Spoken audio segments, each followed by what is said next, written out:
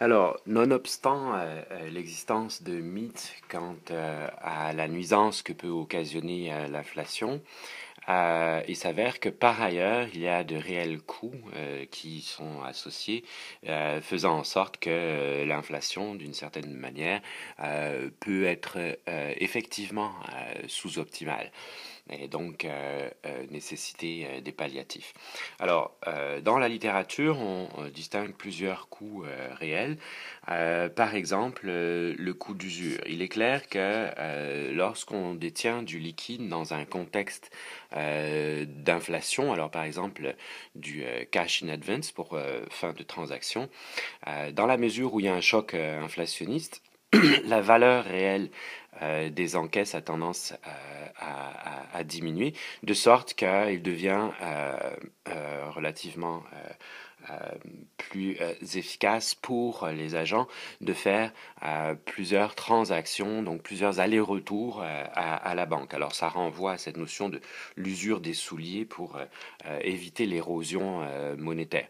Alors dans un contexte plus actuel, avec les technologies d'aujourd'hui, c'est la nécessité de faire des ajustements dans son portefeuille.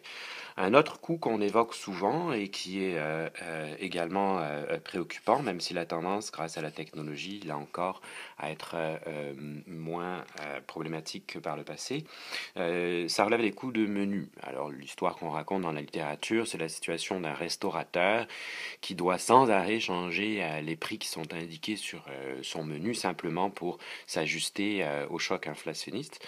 Alors, c'est clair qu'aujourd'hui, on peut faire ces ajustements plus facilement avec l'électronique, mais ça correspond à une réelle nuisance. La plus importante, c'est sûrement la dernière, des effets de distorsion qu'accompagne l'inflation, parce que simplement, si c'est le niveau général des prix qui augmente, c'est clair que dans le vecteur de l'ensemble des prix, tous les prix n'augmentent pas dans les mêmes proportions. Il peut même se faire que dans un contexte inflationniste, des prix diminuent. Donc, ça entraîne des réallocations de ressources.